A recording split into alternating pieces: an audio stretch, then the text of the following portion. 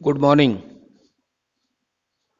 आज हम चौधरी चरण सिंह विश्वविद्यालय से संबद्ध एमए समाजशास्त्र तृतीय सेमेस्टर के एक टॉपिक विवेचनात्मक सिद्धांत का प्रारंभिक स्वरूप के बारे में समझेंगे।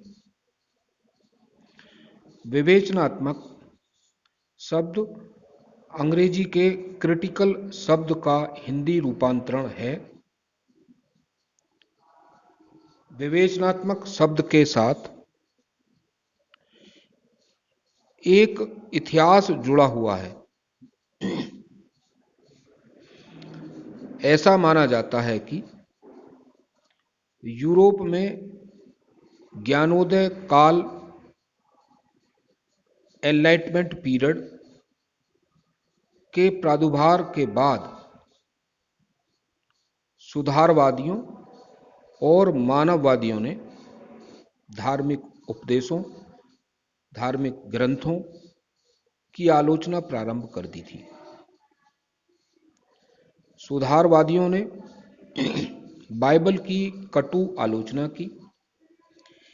इस आलोचना को यूरोप के ज्ञानोदय काल में क्रिटिकल शब्द से संबोधित किया गया। सुधारवादियों का कहना था कि विभिन्न धार्मिक उपदेश मनुष्य पर अंकुश लगाते हैं और ये उपदेश उनके लिए सामाजिक बंधन का कार्य करते हैं।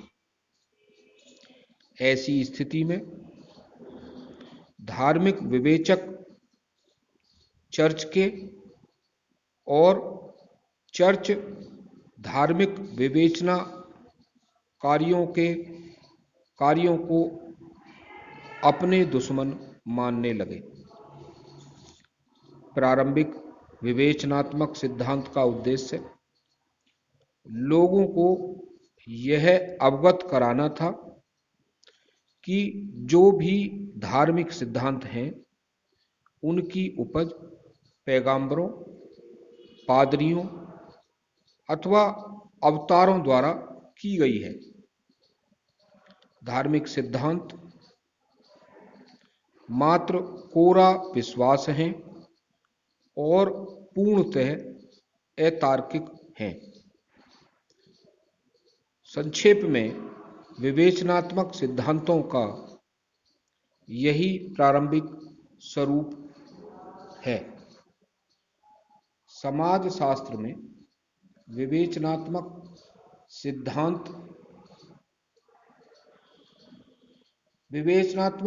सिद्धांतों से जुड़े सिद्धांत वेदता विवेचनात्मक सिद्धांतों को किसी भी रूप में समाजशास्त्र की एक शाखा नहीं मानते हैं। विवेचनात्मक सिद्धांतों की बौद्धिक जड़ों का स्रोत संघर्ष सिद्धांत हैं। मार्क्स का संघर्ष सिद्धांत हमें विभिन्न विज्ञानों में अलग अलग रूपों में देखने को मिलता है। मार्क्स के संघर्ष सिद्धांत का मूल उद्देश्य मनुष्य का उद्धार है। मार्क्स का कहना है कि मनुष्य राज्य और पूंजीवाद के बंधनों में जकड़ा हुआ है और आदमी का उद्धार तभी होगा जब वह इन बंधनों से मुक्त हो जाएगा।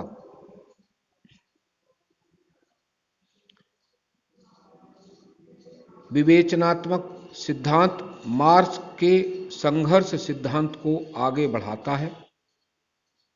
विवेचनात्मक सिद्धांतकारों का यह प्रयास है कि मार्क्स के संघर्ष सिद्धांतों को तत्कालीन समाज की आवश्यकताओं को ध्यान में रखकर संशोधित किया जाए। 20वीं शताब्दी के पहले 2 दशक पूंजीवाद के पक्ष में थे। यह अवधि संघर्ष सिद्धांत के लिए अनुकूल नहीं थी। इस अवधि में लोग यह मानने लगे थे कि मनुष्य का उद्धार पूंजीवाद के विकास से ही संभव है। लोगों में यह धारणा विकसित हो गई थी कि संघर्ष समाज के लिए उपयोगी नहीं है और लोग मार्क्स के संघर्षवादी सिद्धांत को स्वप्नदर्शी विचार मानने लगे थे। मार्क्स की विवेकीकरण और अधिकारी तंत्र के विकास की अवधारणा लोगों को रास आने लगी थी।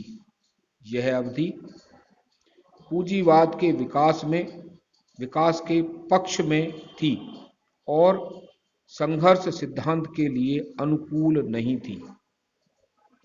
इस अवधि में विवेचनात्मक सिद्धांत के क्षेत्र में कोई कार्य नहीं हुआ। 20वीं शताब्दी का तीसरा दशक विवेचनात्मक सिद्धांत के अनुकूल रहा और इस अवधि में विवेचनात्मक साहित्य प्रकाशित हुआ। इस साहित्य को 2 अलग वर्गों में विभाजित किया जा सकता है। पहला वर्ग है जर्मनी का सैद्धांतिकरण। इसके अंतर्गत जर्मनी का विवेचनात्मक सैद्धांतिकरण अनुभविकता और तथ्यात्मक को तिरस्कृत करता है। जर्मन के विवेचनात्मक सिद्धांतीकरण का कार्य फ्रैंकफुर्ट स्कूल द्वारा हुआ। फ्रैंकफुर्ट स्कूल से जुड़े सिद्धांतकारों ने दर्शन और समाज विज्ञानों में तालमेल स्थापित करने का कार्य किया। दूसरा, अमेरिका का सैद्धांतिकरण। अमेरिका के विवेचनात्मक सैद्धांतिकरण का आधार अनुभविकता और तथ्यात्मकता है। उपरोक्त दोनों सैद्धांतिकरण परस्पर विरोधी हैं। फ्रैंकफुर्ट स्कूल का आधार दर्शन शास्त्र है, जबकि अमेरिका के विवेचनात्मक सिद्धांत की नींव अनुभविकता और तथ्यात्मकता पर खड़ी हुई है। फ्रैंकफुर्ट स्कूल और अमेरिका के सिद्धांतकार परस्पर विरोधी हैं। फिर भी इन दोनों में पहली समानता यह देखी जाती है कि दोनों के आधार मार्क्स द्वारा प्रस्तावित पिरामिड हैं। मार्क्स ने अपनी कृति क्रिटिक्यू ऑफ पॉलिटिकल इकोनॉमी में मनुष्य को आर्थिक शोषण से मुक्ति दिलाकर उसके उद्धार की बात कही है। दोनों श्रेणियों के सिद्धांतकार मूल रूप से आदमी के उद्धार से संबंधित थे। इन दोनों श्रेणियों के सिद्धांतकारों में जो दूसरी समानता देखी जाती है वह यह है कि मार्क्स के सिद्धांत और व्यवहार को क्रियान्वित रूप में रखना चाहते हैं। स्वयं मार्क्स ने अपने सिद्धांत को व्यवहारिक रूप देने का भरकस प्रयास किया, किंतु वे ऐसा करने में सफल नहीं हो पाए।